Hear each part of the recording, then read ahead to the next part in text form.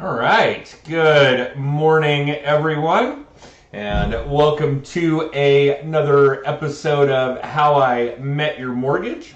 As always, I'm Adam Smith with Just the Tips Coaching, and with us again, as always, is our marketing director, Jen Waybauer. Good morning, Jen. And our guest this week, actually, I have some history with. We've known each other a good long time, and we'll delve into that briefly for you guys, but we obviously want to get on with the show. But please welcome Cindy Marlowe. Good morning, Cindy.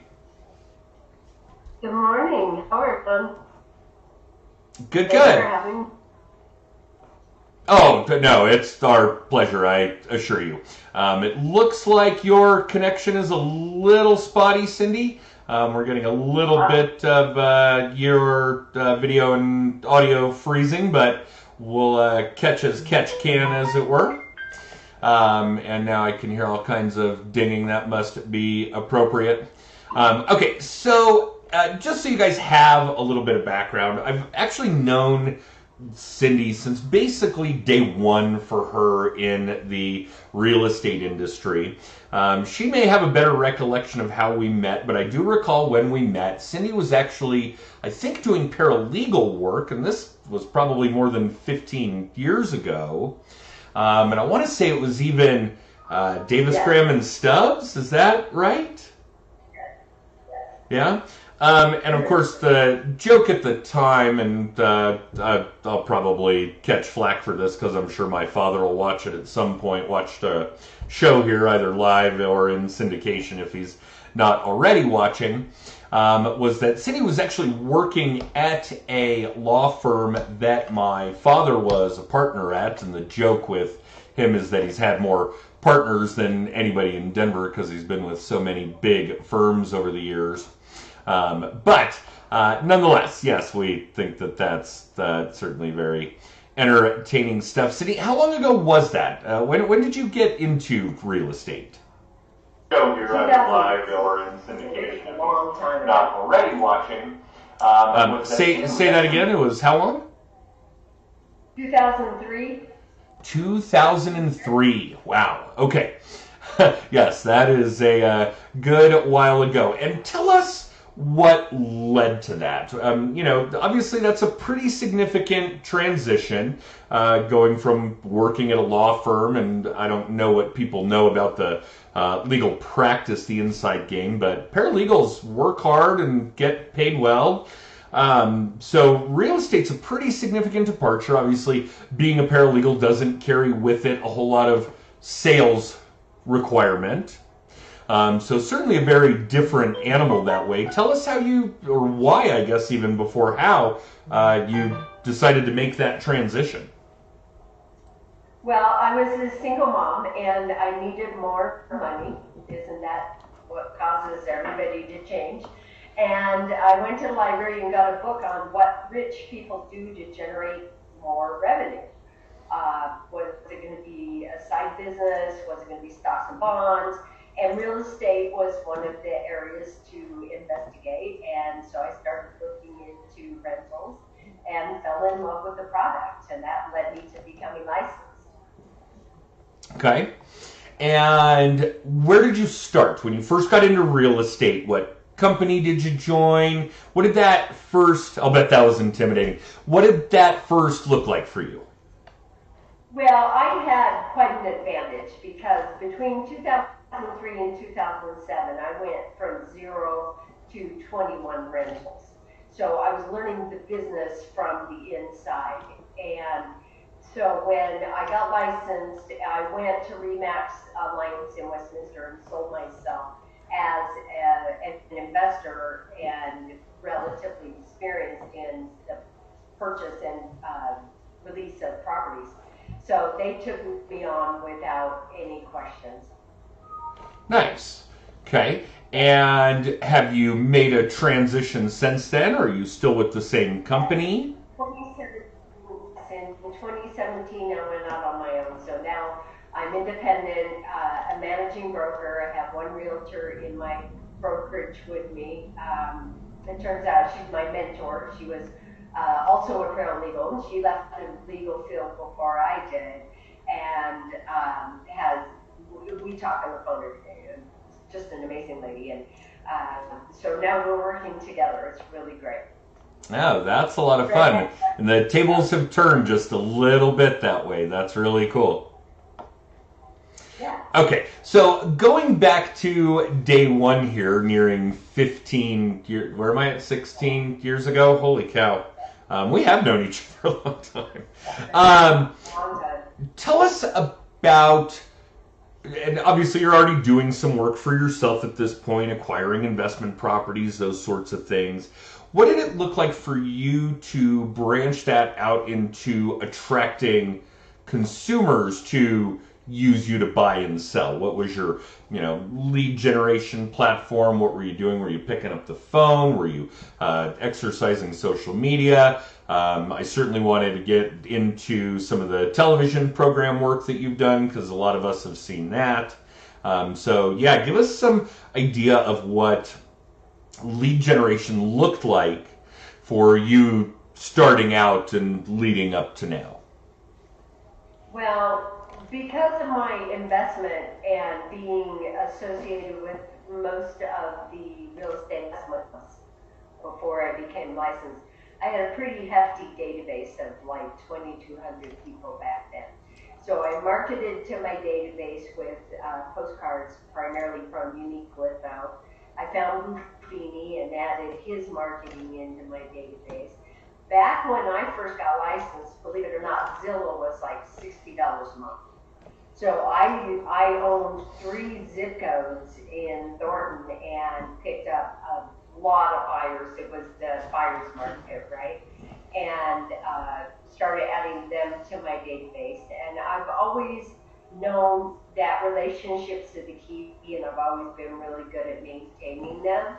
So that process has evolved to now where my database is 4,400, and I only market to my database, and that is big enough and prolific enough. I generate a very great year every year simply from my database. And I think that that's an important piece of the puzzle. And obviously, through everything that we talk about and that I speak on and write about and coach about, one of the first things you guys have got to do, for those of you watching, is a contact database.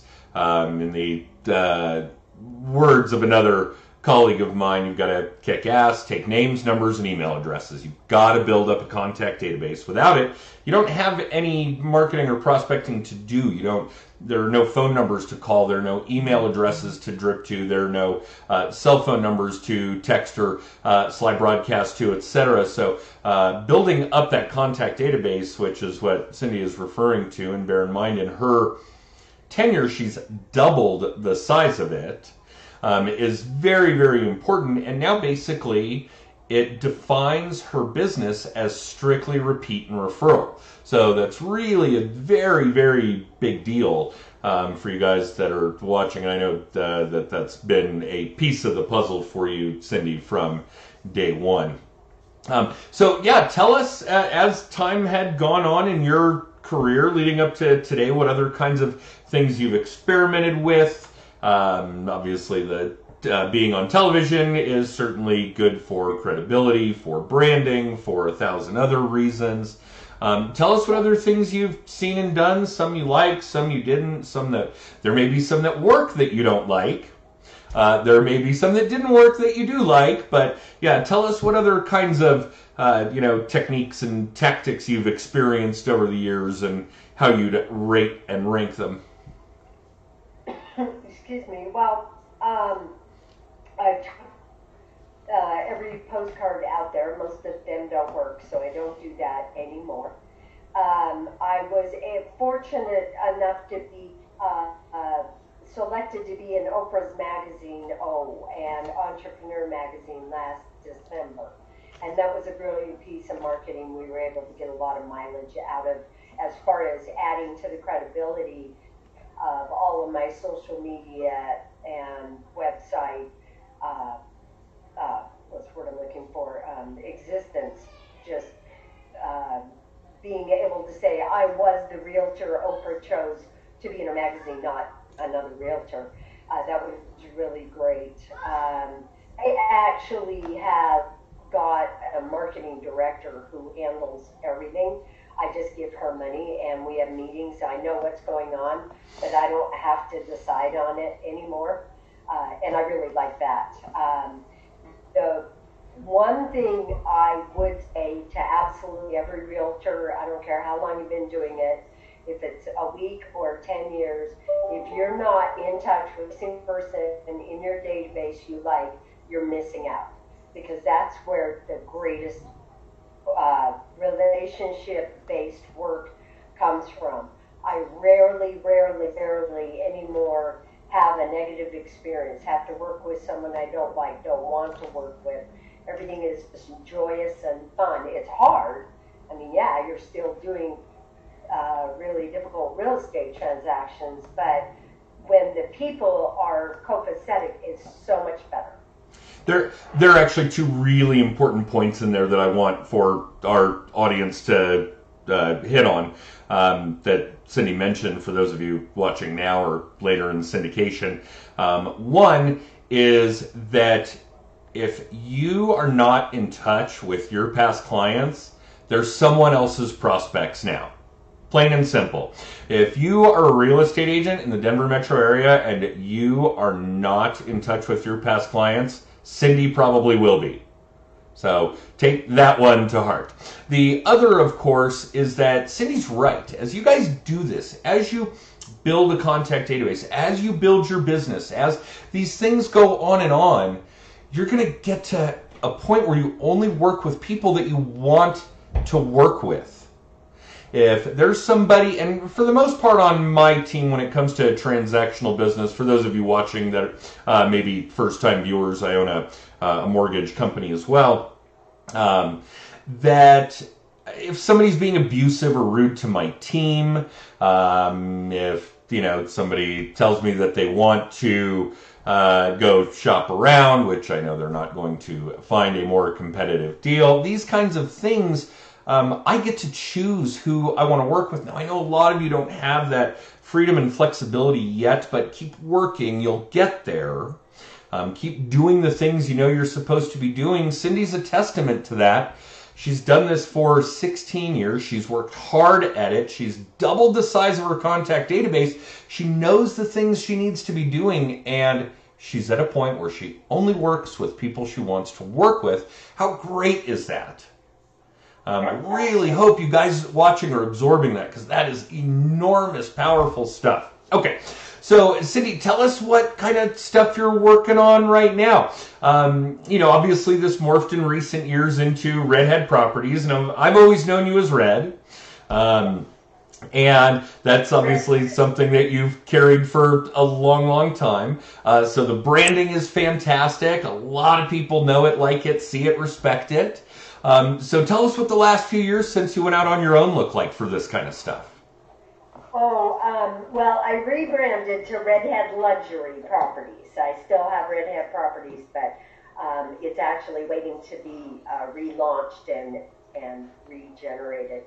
And I'm building other real estate website directories for 55 plus expert.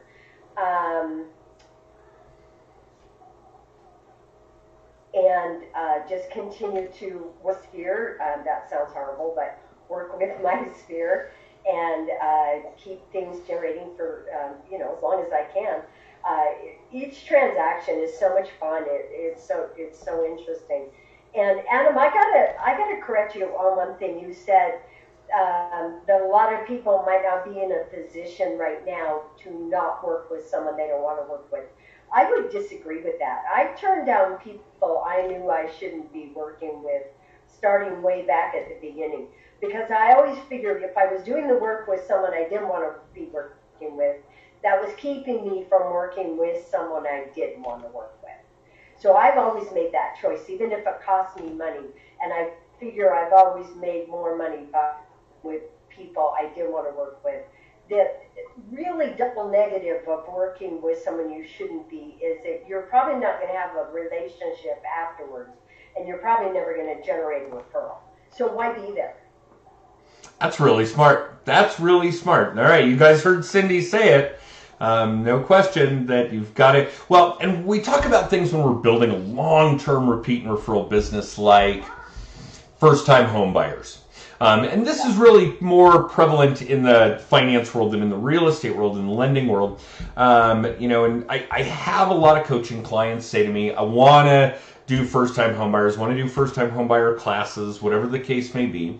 And I love first-time home buyers. The excitement of somebody getting into their first home mostly makes it all worthwhile. But you guys have got to consider going forward how that looks for your career in 10 years, 20 years. You want to have a strict repeat and referral business. We all know that people are the direct result of the 5 people they spend the most time with, that we're a lot like those people.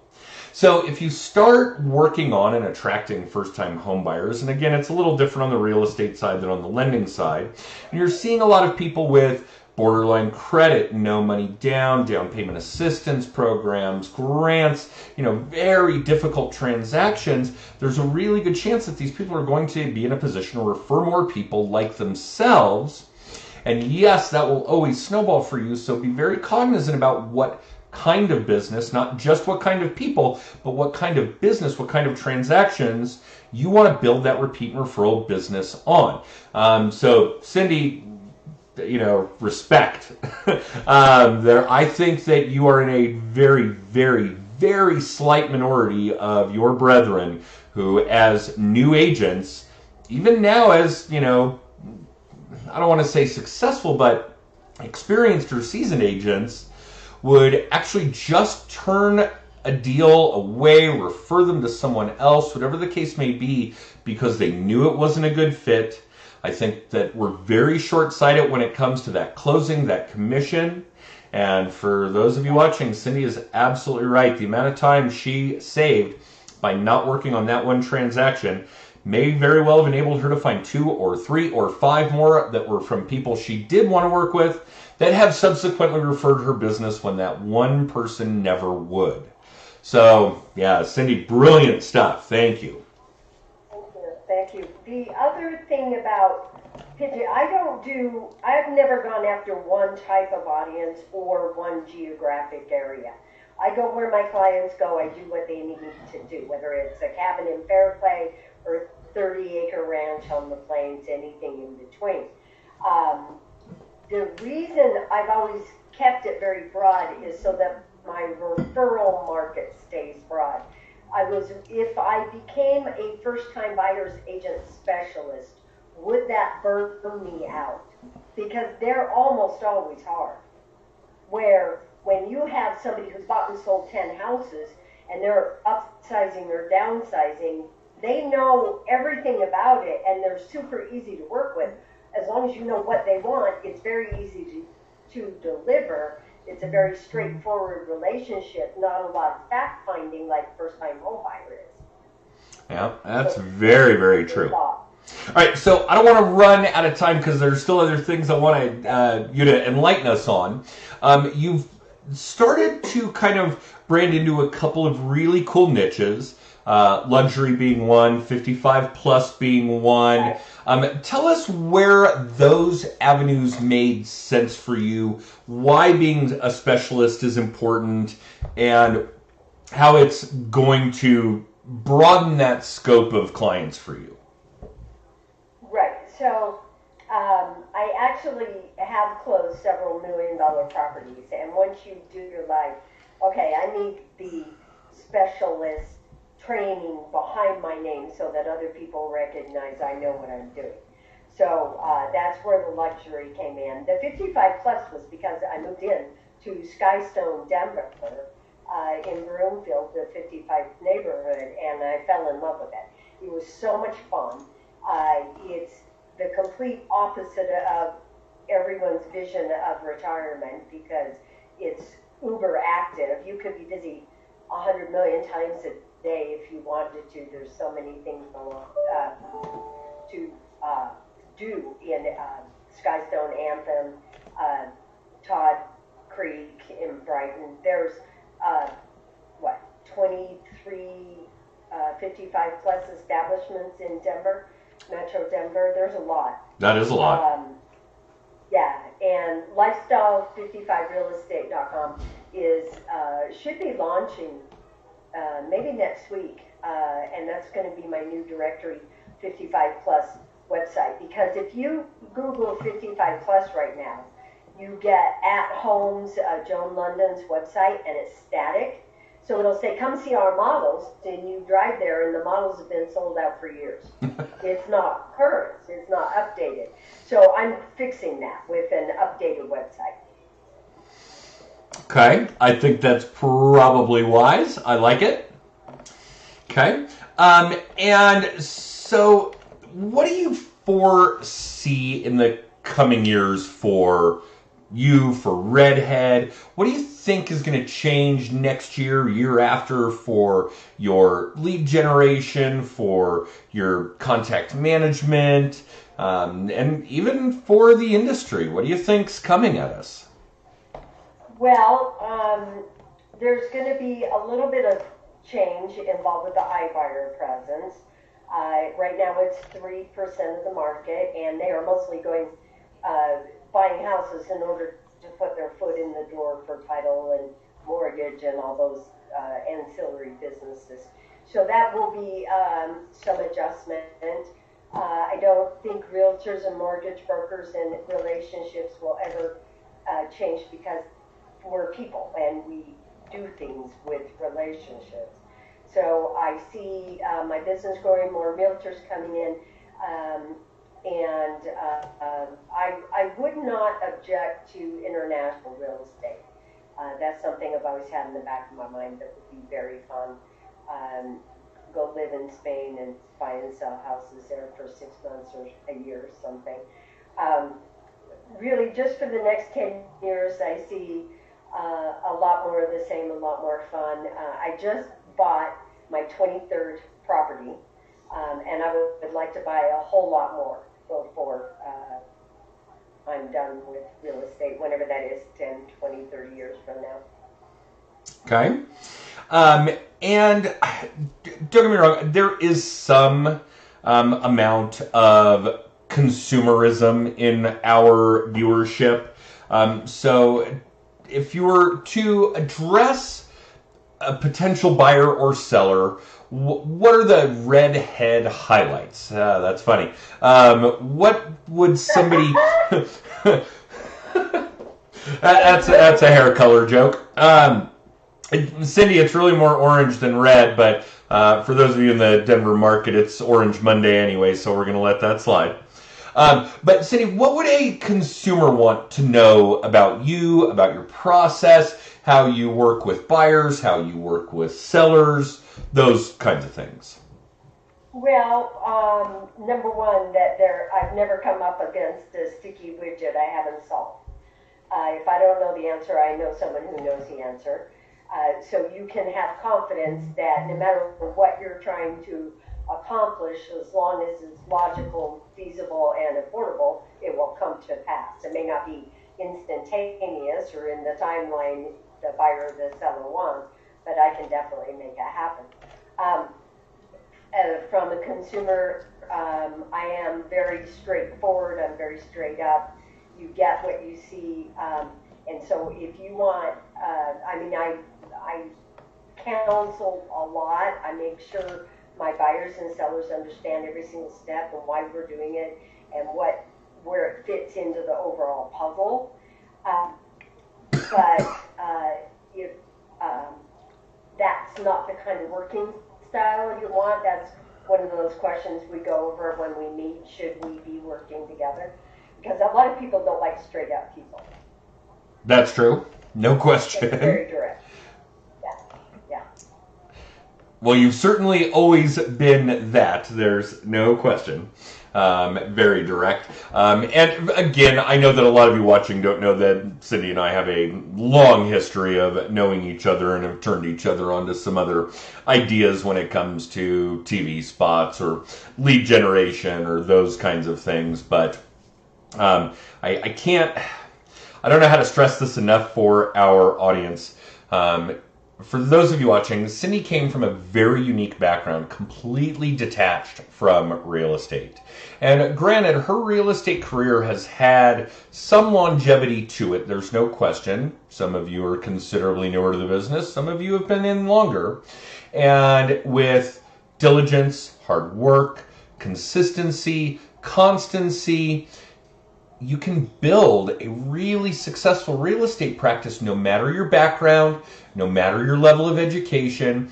There are no unicorns to this, guys. There are no magic potions. It's about hard work.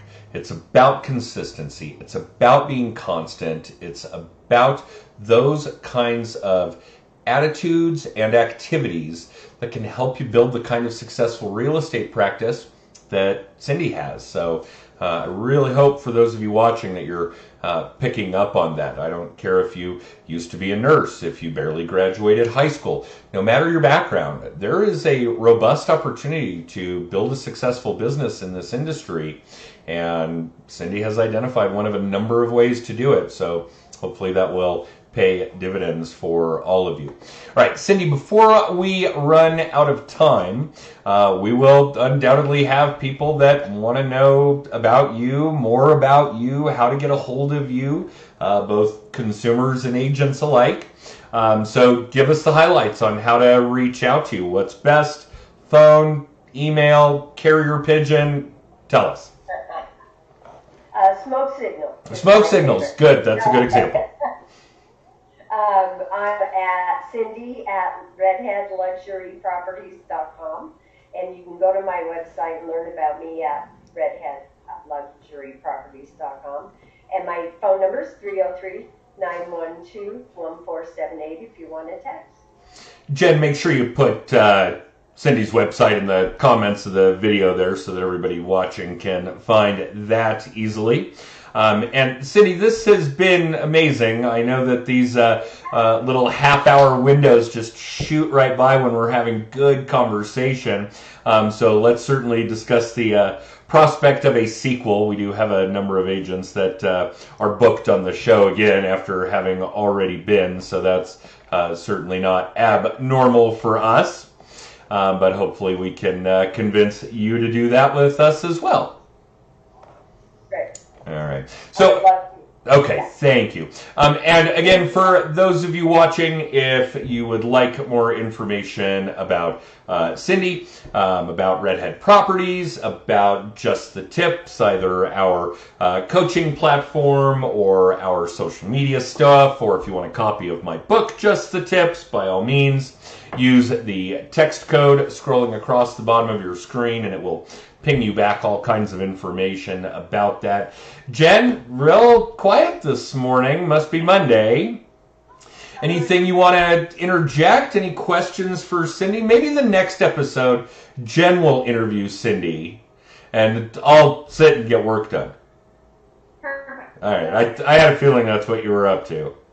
All right. Well, Cindy, don't go anywhere. I'm going to run our little extra, and I do want to get a couple more minutes of your time off camera. So hang on with us just a minute. It was great. Okay. And thank you all for watching. You guys have a great week.